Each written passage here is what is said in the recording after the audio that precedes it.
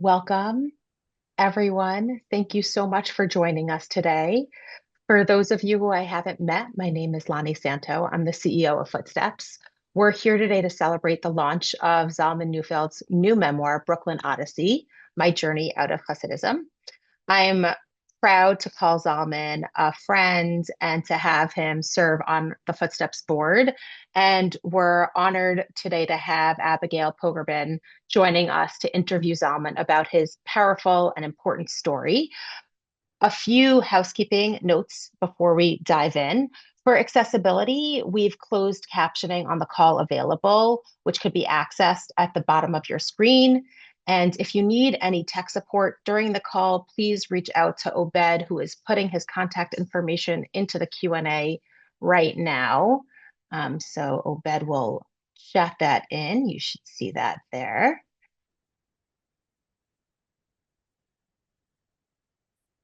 Um, the webinar is being recorded and the link will be available afterwards. Attendees' privacy will be protected as we do that.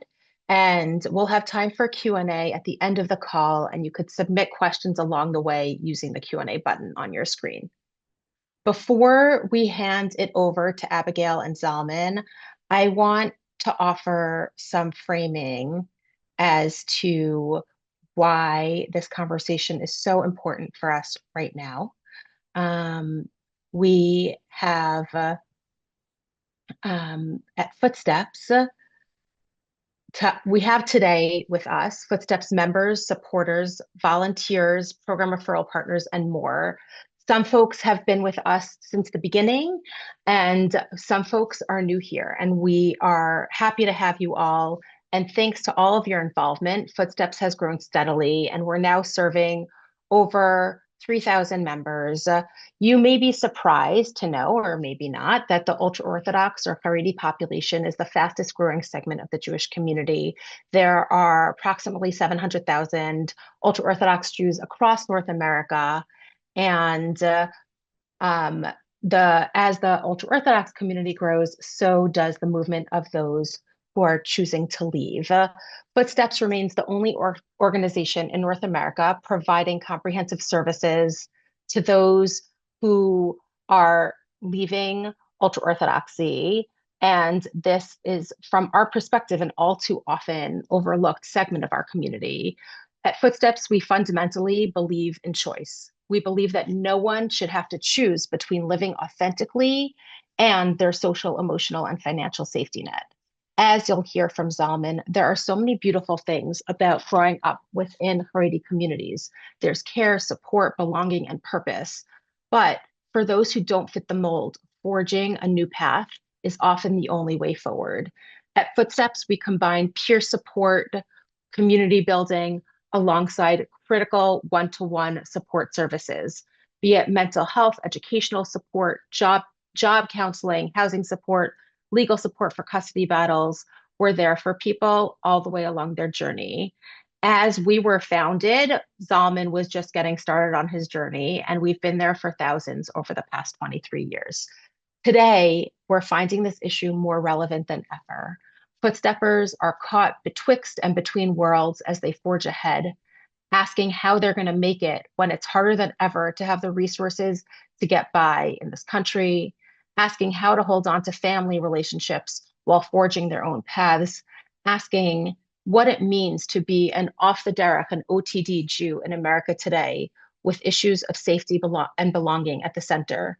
You'll hear poignantly in a few minutes from Zalman as he wrestles with these questions and more. And now I'm thrilled to introduce our featured speakers, Professor Zalman Newfield and Abigail Pogrebin. Zalman was raised in the Hasidic community in Brooklyn and attended Lubavitch yeshivas in Chicago, Miami, Buenos Aires, Argentina, and he participated in Lubavitch outreach activities in Russia, China, and Singapore. He earned a bachelor's degree in psychology from Brooklyn College and a PhD from NYU in sociology. He taught sociology courses for over 2 years in New Jersey state prisons, and he's now an associate professor of sociology and Jewish studies at Hunter College. He's served on the Footsteps board since 2024 and joined Footsteps over a decade ago. Abigail Pogrebin is the author of My Jewish Year, 18 Holidays, One Wandering Jew, a finalist for 2017 National Jewish Book Award. Her 2024 book, co-authored with Orthodox Rabbi Dov Linzer, It Takes Two to Torah, won the 2025 Independent Press Award for Religion Nonfiction. A former Emmy-nominated producer for 60 Minutes, Abigail's first book was Stars of David, Prominent Jews Talk About Being Jewish. Her interview podcast series is In the Spotlight for Jewish Broadcasting Service, and she writes for the New York Times, The Atlantic, and The Forward. Thank you both for being here, Abby, and over to you. Wonderful. And it's great to be with you all, even though I can't see you. I feel your presence. I'm so glad you're here. I have to give a huge shout out to Footsteps and to Lonnie. I've known her and her leadership for so many years. And I think, like many of you on this call, it's one of those things we've come to take for granted. But without Footsteps, I think people wouldn't have a lifeline and a path to the next chapter in ways that not only would leave them feeling isolated and alone, but would actually hurt the Jewish people. Footsteps has played a role that I could not feel more strongly about. And I am just taking off my journalist hat to say that. But now I've got it back on, and all the tough questions are coming right now, Zalman. I hope you're prepared. It's wonderful to meet you. We haven't met in person, but I so enjoy this book. And, there is a genre here, as you know, the off the derech genre. So I just would love to start with what made you decide to put this down on paper. And I'm assuming you had some trepidation about what would distinguish it from the other books that have been, landed, made their mark. In this, it's a very niche world, but it's one that many people are just so fascinated by. Yes, so that's a great question, and I definitely had a tremendous amount of trepidation because there are some really wonderful memoirs in this ex-Orthodox OTD, off the derech, off the path, niche area. So yes, I think all of the memoirs that have come before me, I've took inspiration from them. They each have their own, significant contribution. At the same time, I did feel that there was, in a few different ways, my story wasn't quite told. For one thing, I grew up Lubavitch, and almost none of the memoirs that have been published to date in the past, couple decades, were written by people who grew up in the Lubavitch Hasidic community. There are people who grew up in other Hasidic communities and other ultra-Orthodox Jewish communities, but not specifically in the Lubavitch community. And Zalman, I want you to continue with what distinguishes it, but just to make sure that everyone on this call really understands Lubavitch. I know we assume knowledge here, but I think it's helpful to just define terms. I know it's a big question, but how would you, on one foot, give people a sense of what distinguishes the Lubavitch? I don't want to. Do you call it a sect? Do you call it a denomination? How do you characterize it? Sure. So yeah, the Lubavitch sect, the Lubavitch community, the Lubavitch movement. Right. So I teach a course on contemporary Hasidic culture at my college, at Hunter College, and we usually have about 3.5 months to tease out this question. We'll try to do it in a minute or so over here. Each Hasidic community has their own particular features. The thing that is so distinct about the Lubavitch Hasidic community is that starting from the beginning of the movement in the late 1700s, but especially under the leadership of the sixth Lubavitcher Rebbe, Yosef Yitzchak Schneerson, and then his son-in-law and the one who came after him, Menachem Mendel Schneerson, there was a tremendous focus on Jewish outreach activities. So if people are familiar with ultra-Orthodox men, greeting them on the street, asking them if they're Jewish, if they want to put on tefillin, inviting them to their home for Shabbat dinner, and so on, all around the world, that is probably the students, the disciples of the Lubavitcher Rebbe, members of the Lubavitch Hasidic community. And so that is actually part of what was so distinct about my upbringing and my ex-Orthodox story, so to speak, because typically most of the memoirs that have been written to date describe someone living in a very geographically limited space, like in Williamsburg, Contained. Yeah. very, very contained, very self-contained, intentionally so. And then, at some point they kind of busted out of that and they discovered the wider world. Because I grew up Lubavitch, because I was part of these Lubavitch research, outreach activities that I mentioned, as Lonnie noted, I went to yeshiva in various places in America and around the world and was involved in Lubavitch outreach activities. I made a Passover Seder in Russia. I spent a year in Argentina in a yeshiva there. I spent a year in Singapore helping the small Jewish community there. So my story was somewhat different because part of being Lubavitch itself these days involves going around the world and participating in these Jewish outreach activities. So I was both sent as a sort of emissary for the Lubavitch movement to try to bring other Jews in to Lubavitch, to Orthodox Judaism. And at the same time, I was influenced by the people that I met along the way. And so my memoir is both a description of my internal searching, along with a kind of travelogue, because I have a chapter about making the Seder in Russia. I have a chapter about being On in Ghana. Argentina. You talk about Ghana. Right. So Ghana was different somewhat because that was already once I was in college Out. and sort Yeah. of on the way out. And so I went to Ghana with a Jewish organization, but not Lubavitch. I went with AJWS, the American Jewish World Service, which provides non-denominational support, non-sectarian support for non-Jewish people around the world who are struggling economically. So that was quite a different kind of journey, but that's certainly part of my journey. Absolutely. So this was just the fact that I grew up Lubavitch and describing my involvement with Lubavitch outreach activities. That was something that was very different about my journey and the memoir that I ended up writing. And the other thing is that for a lot of the people who wrote memoirs, they describe a kind of harsh break, a Mm. rupture with their family after they left the community.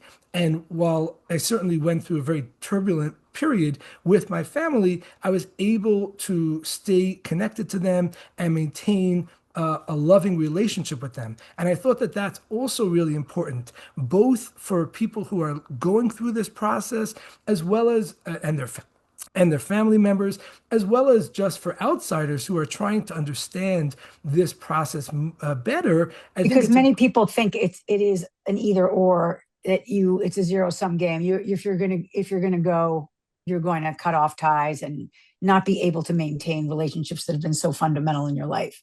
exactly, exactly. And so I wanted to highlight my own experience. Again, this is not in any way to diminish the trauma of leaving the community or the very painful experiences that many other people who have gone through this process endured, but rather just to highlight that there are various types of leaving that people are undergoing, and mine was the kind where I was able to stay connected to my family. Still a complicated relationship. There's nothing easy about it, but we're able to maintain a loving and supportive relationship, even though I've left the community. And so those are some of the key things that I That think differentiate. distinguish my experience and my memoir.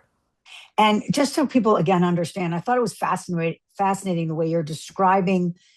To say the target sounds utilitarian, but the people that Lubavitch is approaching, they are Jews, first of all. You are not trying to convert the non-Jew, but it's a very particular person that essentially you have in your sights, and would tell us what the goal is and kind of the measure of success, I guess, as you're out in the field. Right. So these are good questions. Again, they're a little tricky to fully explicate, but essentially, the Lubavitch community sees as its mission to connect to Jews, people who are born Jewish. Like you said, they're not trying to convert non-Jews. They're looking to embrace people who are born Jewish but are not Orthodox.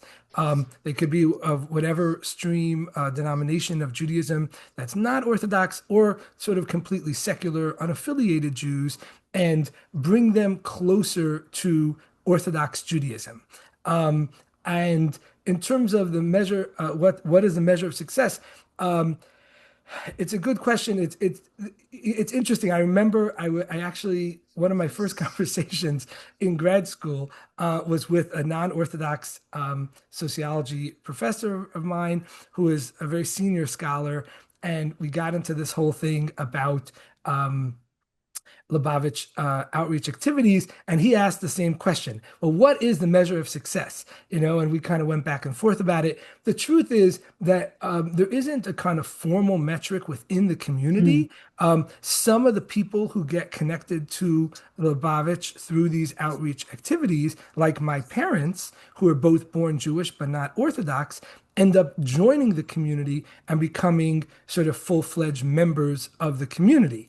But the vast majority of people who go to Chabad House, one of these Lubavitch outposts around America and around the world, they go there for a Friday night dinner. They go there for some kind of life a cycle event. They do not become Lubavitch or Orthodox for that matter, but they do sort of embrace some aspect of Lubavitch culture, of Orthodox Jewish practice, and that's certainly considered a very important thing from the Lubavitch mhm. perspective. As the Rebbe Okay, said, every Jew who does, even one more mitzvah, one more Jewish commandment, is a wonderful thing. So if that's what they do, then that's considered a very positive step.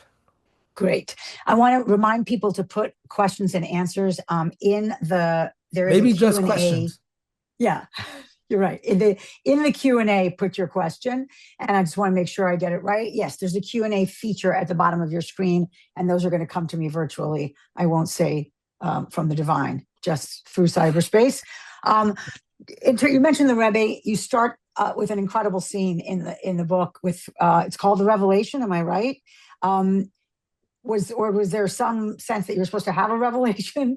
But talk about just what that gathering is like, and in a sense, how the Rebbe obviously it's threading through your faith and then your crisis of faith. Just the figure of Schneerson, and again how that began to morph for you over time. Right. So the Rebbe Menachem Mendel Schneerson, the seventh Lubavitcher Rebbe, was very important. Is very important to my life. For all Hasidic Jews, members of a particular Hasidic community, they have a Rebbe and they're connected in some way to the Rebbe. I think that Lubavitch, although in a sense it's not distinct, the fact that there's a Lubavitch Rebbe for the Lubavitch Hasidim, for the Lubavitch community members. However, the extent of devotion and some might say even veneration of the Rebbe in the Lubavitch community, I think is somewhat distinct from other Hasidic community, even from other Hasidic communities. If you go into a Lubavitch home anywhere in the world, you'll find pictures, photos of the Lubavitcher Rebbe. You'll find his svarim, his books of his Hasidic thoughts. You'll often find clocks or charity boxes with pictures of him on them. The image of the Rebbe and the person of the Rebbe are so central to Lubavitch, to all members of the Lubavitch community. And in that sense, Mm, there's nothing special about my story. I was just a part of this. And so the scene that you mentioned in the beginning of my book, the opening of my book, relates to the fact that from when the Rebbe became the Rebbe, when he officially took on the leadership of the Lubavitch community after his father-in-law passed away, he became the official leader, in early 1950s.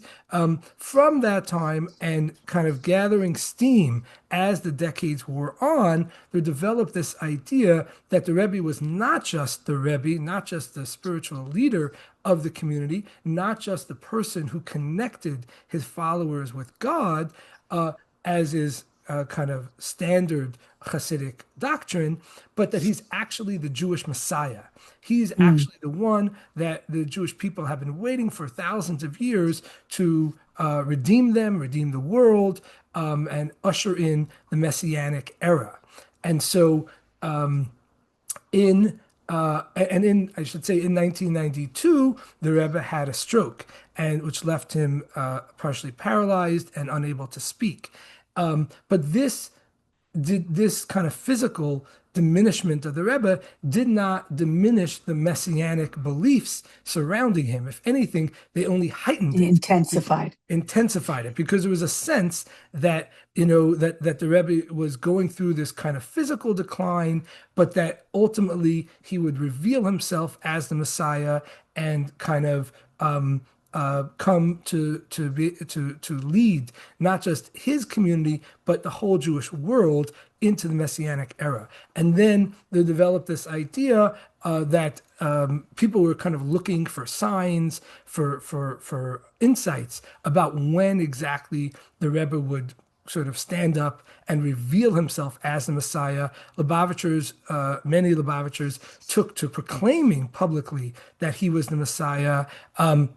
But they were waiting for him to actually sort of take this next step and publicly reveal that he was the Messiah. For years already, the Rebbe would make public statements that Lubavitchers often interpreted as signs that he was the Messiah, but in point of fact, there was something cryptic about these statements, and they were open to various interpretations. Okay. And so Lubavitchers, especially after the Rebbe had the stroke and was physically diminished, there was this tremendous hope and belief that the Rebbe would come out of that as the Messiah. And so on the anniversary of the date that he took on formally the leadership of the Lubavitch community, thousands of Lubavitchers gathered in Crown Heights in 770, the central headquarters of the Lubavitch community on Eastern Parkway,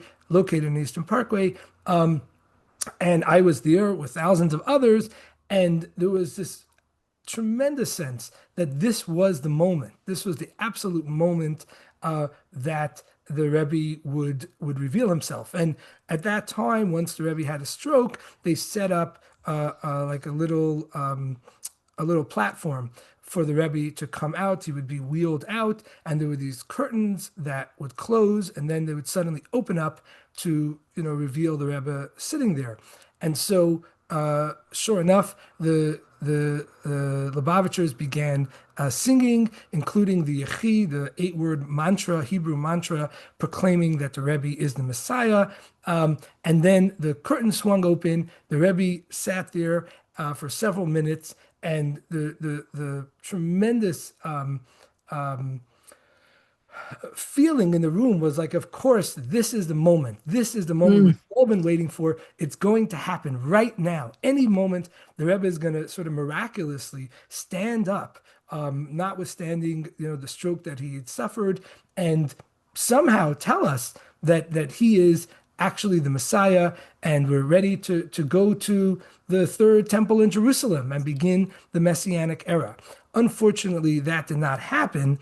After several painful minutes of thousands of his followers watching him, waiting for this kind of magical moment, instead, the curtains simply swung shut, and that was the end of this gathering. And so Zalman, I want to stop you for a sec, just because I want people to read it and not necessarily go through all of it. And we're running out of time, unfortunately.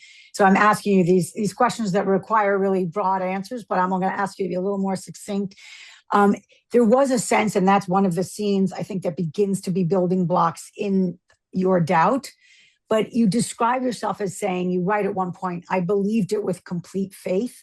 I think one of the things you do so well is really lay out what the belief system was.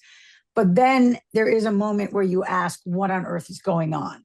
So if we could just make the turn on when you begin to say, wait a second, this isn't holding together in some way. And if you could include in that, some of the tenets of kind of generosity, goodness, compassion to people, not being compatible with some of the beliefs that you felt were actually prejudiced, even as far I would go so far as to say bigoted. Right. So I should emphasize that this was a very long process for me.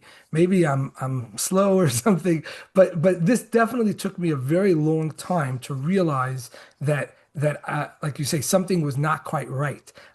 Even though this moment of what some people might call kind of religious failure, this anticipation that the Mm-hmm. Rebbe is going to reveal himself and then he doesn't. Even though that happened, that absolutely did not, in the moment, shake my faith. For one thing, I was, like 11 years old, but I really didn't understand exactly what all these things meant. It took Mm-hmm. me literally decades to think this all through and to kind of find my way out of the community. But definitely there were things that were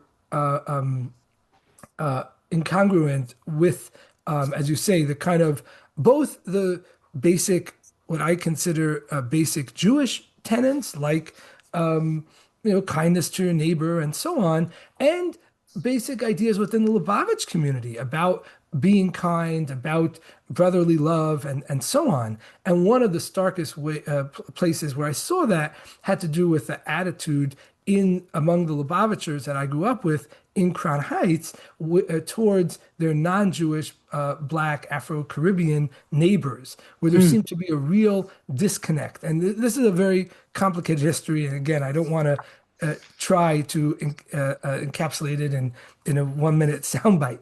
But definitely there was a lot of hostility on both sides, and there's definitely a lot of it seemed to me a kind of lack of sympathy and concern and sensitivity on the part of the Lubavitchers for their black neighbors.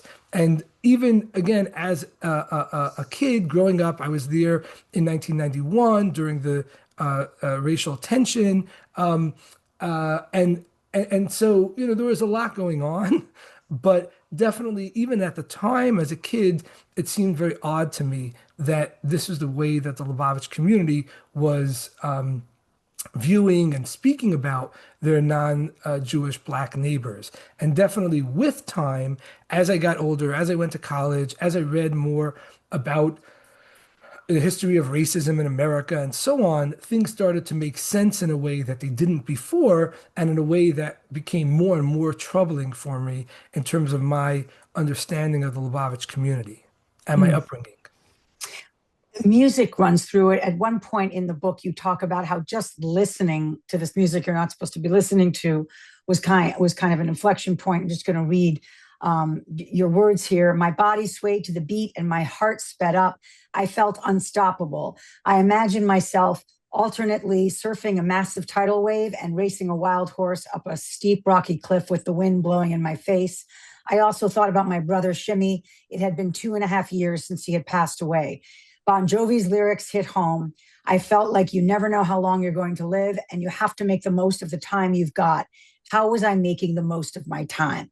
It feels like what was powerful among many things was this sense of like, wait a second, I only have this life, and this kind of the clock is already running.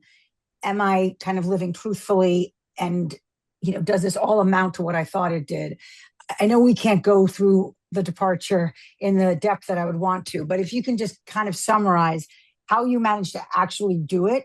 And just because we're with footsteps, I know it didn't exist at the time, right? That you were leaving, but you've seen the impact it has and how people need help. They can't necessarily do it alone. And part of the terror is that many are coming out, not all, without the secular education that's going to enable them to thrive in the secular world. So can you just address again the transition, which I know is complicated and long? Right. So yes, the transition did take a long time. I will say that the feeling, like you said, from the Bon Jovi song "It's My Life," it really was a powerful moment for me because I think for some Lubavitchers, some boys, young men in yeshiva, they're sitting supposedly studying religious texts, especially the Talmud, for hours every day. But for whatever reason, they don't feel inclined to that kind of study or what have you. They're exhausted by it, so they just kind of warm a bench. They warm a seat. They're waiting for the next thing. They're going to get married. They're going to have a family. They're going to start a small business, whatever.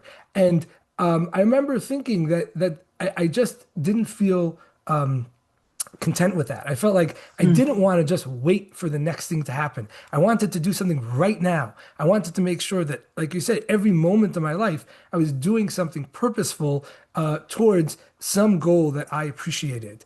And that definitely Shimmy, the death of my younger brother Shimmy when he was 12 and I was 16 from leukemia, that was definitely in hindsight, again, not at the time, but in hindsight, a really important catalyst for my religious evolution, and giving me this a kind of painful and but profound understanding of my own mortality. And I hope to live a very long time, but these are some of the facts, Yeah. and I need to take them into account.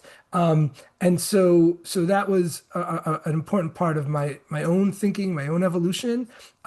In terms of footsteps, right? So footsteps began, I suppose, around the time that I was struggling with leaving the community, but definitely. I was aware of footsteps, but it wasn't developed. I mean, it was really just starting out. Now it's become a really powerful organization that could provide so many different forms of support to people who Mhm. are struggling, financial support for housing, for education.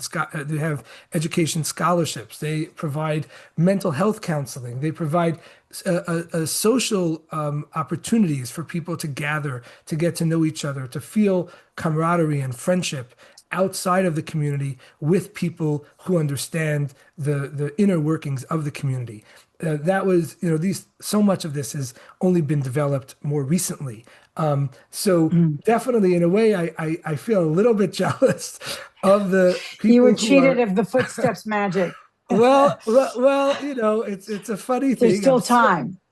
Right. Well, I am a member of the of Footsteps, and I'm a proud board member of Footsteps. So I'm doing what I can to try to contribute my insights about the community and the process of leaving it to help Footsteps do Mhm. an even better job of catering to all the various complicated needs of the people who are leaving the community. But there's no question it's a tremendous resource.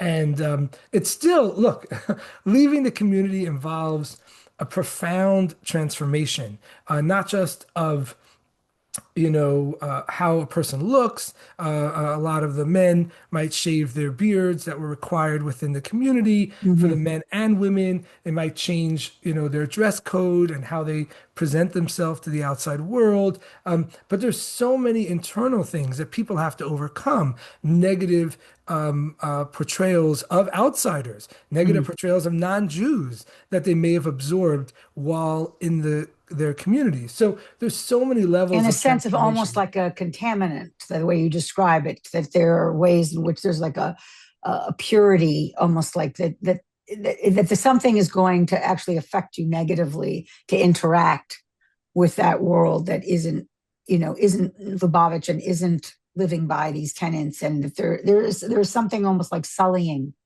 about it. Yes, absolutely. The outside world is thought of as it's not only that they're wrong ideologically or theologically, it's that they're tame, they're impure in some Mm. sense.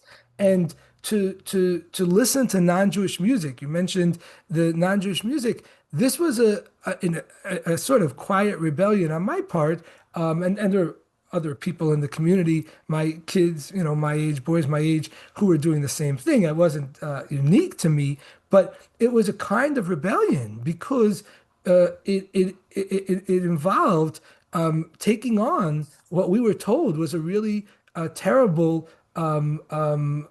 spiritual danger, the Mm, danger of being contaminated spiritually by the outside world. And so, yes, there's the outside world is absolutely thought of in very kind of negative and harsh terms. And for people who end up leaving the community, there's definitely a kind of internal adjustment that needs to be made where they're able to feel comfortable and able to look at the outside world, look at non-Jews as not being threatening, but something people that actually might be your friend, that might help you, that you could appreciate as a human being. great. So, Zalman, we're going to go to some of these questions before we go back to some of my own because they're great and they're coming in fast. As a fellow Lubavitcher who has lost faith in the Rebbe's supernatural abilities, how does one navigate finding a new role model without being skeptical, I'm sorry, of every venerated personality? I'm also curious, whatever happened to the gold and jewelry that was collected in anticipation of the Mashiach's arrival? Was it returned? And this person is clarifying from Menachem Weinstein, along with loving the book. I've laughed and cried while reading your words. He's clearly reading the book, clearly, because I know what page he's talking about. Right. So, very, very briefly, in anticipation of the arrival of the Messiah, there was an effort, a sort of concrete effort to help prepare for Mashiach, for the Messiah, by collecting gold jewelry from the women in the community. And the Mm, idea being that this jewelry would be melted down to fashion the vessels for the temple that are described in ancient sources and presumably would be required for the continuation of temple services once the Messiah arrived. As far as I know, they were absolutely not returned, and that's all I'll say about that. But they were definitely, as far as I know, not returned. mhm. Right. How do we find new leaders, new role models? So definitely for me, I think part of the process of leaving the Lubavitch community, even though I very much respect the Rebbe as a human being, I reject the idea that, which is very, very prevalent in the Lubavitch community, that the Rebbe has supernatural powers, and that even after his death, one is able to connect to him spiritually, and he's able to provide spiritual sustenance and even kind of miraculous intervention.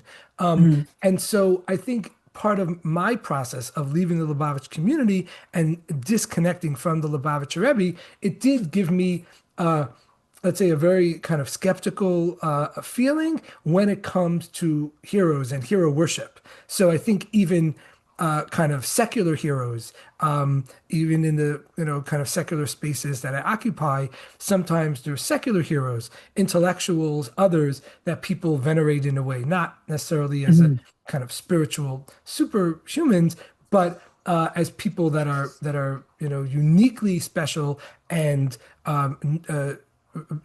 deserve, if not require, our veneration. And I Okay. think that from my perspective, if we look at the Me Too movement and we look at developments more recently, we find that even people who were venerated by various groups are often disappointed to find out that those leaders, even again, sometimes very secular individuals, let them down and didn't quite stand up to the high morals that they were assumed to. So while I think it's good to have role models, I think it's not good for anyone to have heroes. I think that it's much healthier psychologically to understand that, people are just human.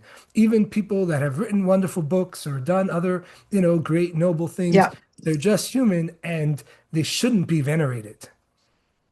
Naomi M is asking, during the time that you made your final decision to leave, what mental health support did you receive, if any? Tremendous. I've been in and out of therapy for 20 years. I talk about it in the book. I talk about thoughts of suicide earlier on in my process. So sometimes people hear me speak or whatever, and they're like, oh, this sounds so lovely. And, that's all nice. But definitely, there was, trauma that I went through and I needed to deal with. And I could not, at least for me, I could not do it on my own.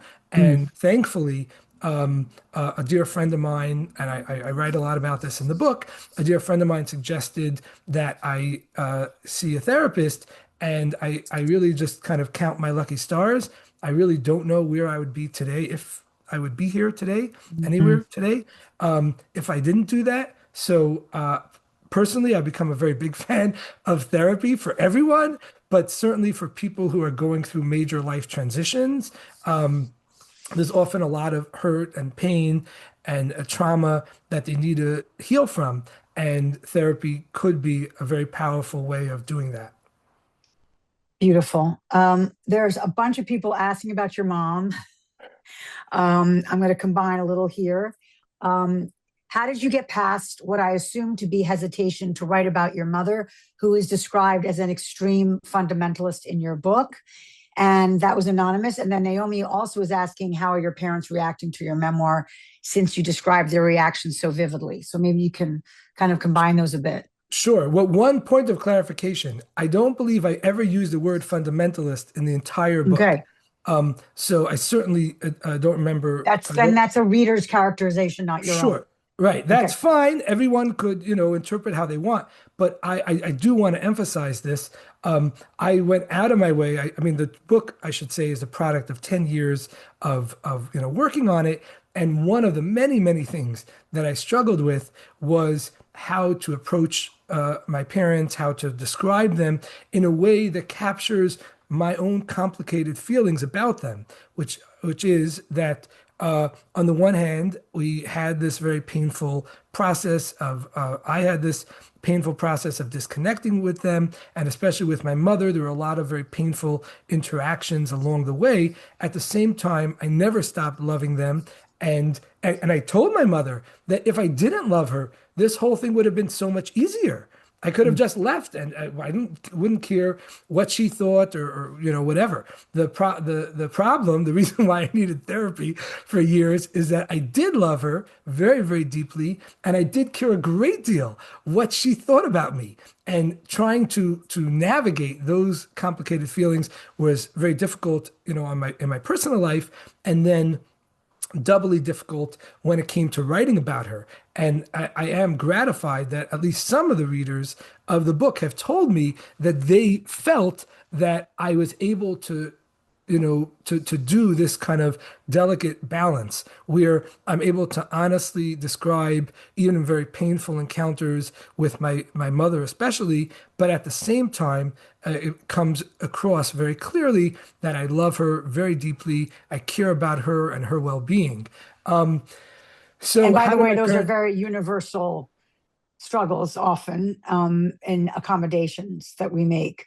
I just want to make sure we can get to more, Zalman. I didn't want to cut you off, but there's a lot more questions. Are you ready for Yeah, the I'm next one? sure. I'm sure we will not get to all the questions. That's a Yeah, inevitable byproduct of I this know. type of That's thing. very Jewish. There's always more questions. Yes, But but I do want to answer the second part of it. yeah. I will say that when possible, because I'm a scholar in my day job, and I'm also maybe related to that, very obsessive, and I was deeply obsessed with the idea of accuracy and getting things Mm, exactly right, even sort of minor details about whatever, every aspect of the book. When possible, I did reach out to people who I wrote about in the book to give them, an opportunity to read their section and give me, their feedback, their response, correct any flaws of memory or whatever interpretation that may have seeped into the book. But that was often not possible, especially with the people who I was closest with, because I knew that they did not want me to write the book. And so they were not willing to be part of that kind of process. So there mm, were limits in terms of, how much I could do that kind of thing. and share. Yeah. This is a bit of a lighter question, but I love it. It's from Yossi F. Um, asking, did your upbringing ruin herring for you? Or do you still like herring? The They're saying good on news, page 8, we see pickled herring used in a presumably pejorative descriptive way. well, again, between my Talmud training and my academic training, I think I become very aware of how any given statement could be interpreted in different ways. I definitely did not mean the herring reference to be pejorative. You are I not, you are not writing off herring. well, it happens to be I'm sort of allergic to fish, so I don't Okay. eat herring anyway, but I don't have Okay. any sort of negative feelings towards herring or any fish. I simply don't engage with them. Okay. You are fish neutral. Yes. If This is a heavier question from Peter L. If the Rebbe is promoting things that we see as racism and demonization of the secular world, upon what can we base our respect of him? Right. Well, this is a very good question. And I think it's interesting. I think there's some efforts in the past couple of years to write books or to articles about the Rebbe and to describe the Rebbe in a sort of very neutral way. Like the Rebbe becomes sort of like a Jewish version of Santa. He's just Mm, this nice old man who loves everyone and wants to make everyone feel good or happy or something. And I, for my money, this has very little relationship to who the Rebbe actually was. The Rebbe mm, did have a tremendous love for the Jewish people. The Rebbe was also, and a concern for non-Jews, but the Rebbe was also a religious firebrand. And that was essential to who he was and to his mission. So I think that kind of getting the historical record right is important.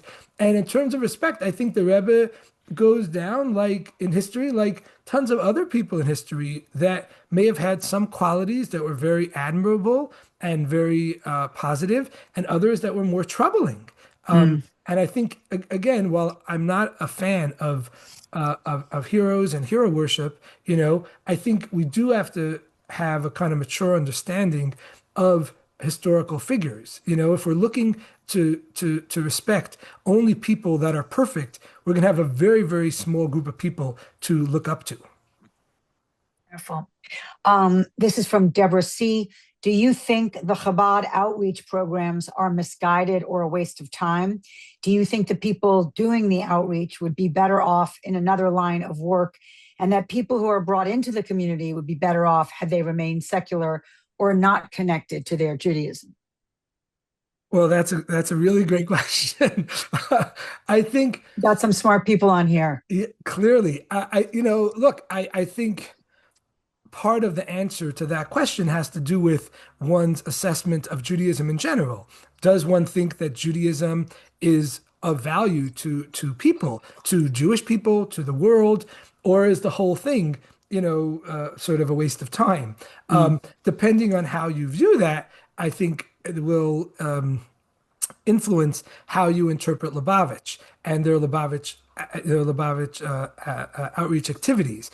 I would definitely say that for people who think that Judaism in some form provides spiritual, emotional, psychological, social sustenance to Jews, I think they often appreciate the Lubavitch outreach activities because it often provides an opportunity, especially in kind of far-flung parts of the world where there may be very little, if any, other kind of institutional Jewish presence. Chabad Lubavitch is there to provide an address for people to come and to connect to their Jewish roots. So for people who are interested in that kind of thing or appreciate that kind of thing, I think it's a tremendous resource. I will say I've had many conversations with non-Orthodox Jews over the past bunch of years where they had, let's say, a very positive experience with a Lubavitch rabbi on a college campus or in their local community. And then I would talk to them about some of Lubavitch theology and beliefs. And they say, well, that's not true. That my rabbi doesn't believe that. And I think it is important for non-Lubavitchers or non-Orthodox Jews to have a more accurate understanding of the Lubavitch community, of its beliefs, of its motivation for conducting its Jewish outreach activities. Great. Someone is saying, I struggle to get my writing and artwork as a marginalized Jew to be valued and published in the wider Jewish arts slash media world. I'd love to hear how you navigated pitching your angle for, let's say, a liberal audience that might not have been receptive to your experience. This is from Jajai. Jajai? Right. So it's very difficult. I mean, I wish I had a great, a great answer to this question. I struggled for years to get my book published. I initially intended to publish it with a popular press. I ended up, after years of not being able to land such a press, I ended up turning to academic press, the press that published my first book, which is an academic a work on people a sociological work on people who leave the Hasidic community, and they were interested in publishing it. And at first, I thought of this as a kind of failure, but the more I thought about it, and the more I thought about kind of the different communities and reception that my book might have, I think it's actually a great fit for my book because although my book is not this book is not an academic book, but it does try to provide a sensitive and nuanced portrayal of the Lubavitch community and of leaving it. And I think that sometimes the popular press is much more interested in kind of a headline grabbing a story that is very captivating, but might be short on some of the nuance. So I feel very happy where I landed. But it is definitely a difficult thing. Whoever the questioner is, I certainly encourage them to keep on working on their writing or artwork, and hopefully they will find an appropriate audience for it. Mm. I want to bring Lonnie on as well. Hello, Lonnie, and include you in a minute. I just wanted, and maybe that you can include, you can both answer this a bit, which is just the sense of holding on to a Judaism that is still alive and rich and magical and connecting. That sometimes the damage done in the leaving or in the disillusionment or even in the shunning that can happen for some spoils something, ruins something that used to be kind of, I mean, not just primary to one's identity, but it's like you're cutting off a limb. So maybe I'll start with you, Lonnie. You must see that a lot where people are like, do I have to give up this thing that has been central to my life and meaningful? Yeah. I really appreciate the question. And I think at the core of the question has to do with like the trust in others and the sense that there can be something beyond. Often when people come to Footsteps, there's a feeling that they need to shed all of their current identity in order to forge their own way forward.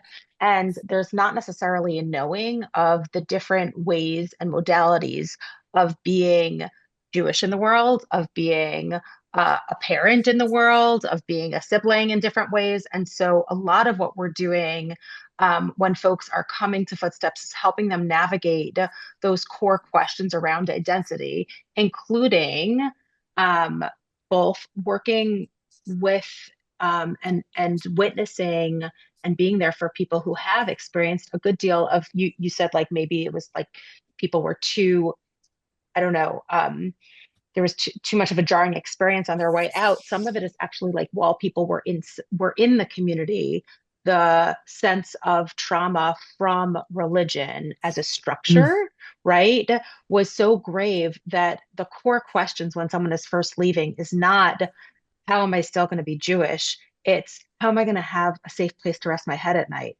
And will I see my kids tomorrow? And will I talk to my mom on the phone on Friday? And should I tell her maybe I'm going out to dinner with my friends and not like having a traditional Shabbos that I was raised to? And so those are like the types of questions. And then getting into the mentality of like, actually, there are people who go out for dinner with friends and engage in Shabbat that way, or like, right, like, and Right. so having a sense that you could have a Judaism that is different is not even what's first on their minds when there's all of those basic needs. And then over the years, certainly people come to explore, the journey continues, right? Like Yeah.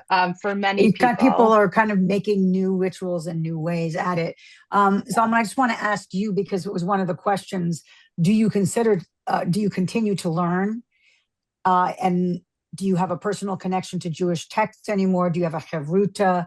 The idea of like, how is Judaism still operating for you and Yes, Jewish learning in particular? sure, tremendously. So again, this is to go back to your first question about what's different about my memoir. One thing that I was a big part of my life and my journey out of the Lubavitch community was to find a way to stay connected to the Jewish tradition, notwithstanding the fact that I had all sorts of disagreements with my particular upbringing. And so, yes, I'm very lucky. I married a woman who has a PhD in Talmud, and she teaches our daughters Talmud. We talk about the Talmud and classic Jewish sources all the time. Early on in our marriage, we actually had a chavrusa. We had a study partnership. My wife and I. Then our first daughter was born, so we got busy taking care of her. But Jewish texts and Jewish ritual are very much a part of my Mm, life. And so sometimes people say, then what's the difference between, how you grew up and what you're doing now? And the answer is everything, because growing up, I felt a sense of obligation. I was doing things mm, because there was this God in heaven who would punish me if I didn't. Now, as a proud atheist, I have no fear of God. But I do appreciate Jewish rituals, Jewish customs, and especially Jewish learning because I think it enriches my life.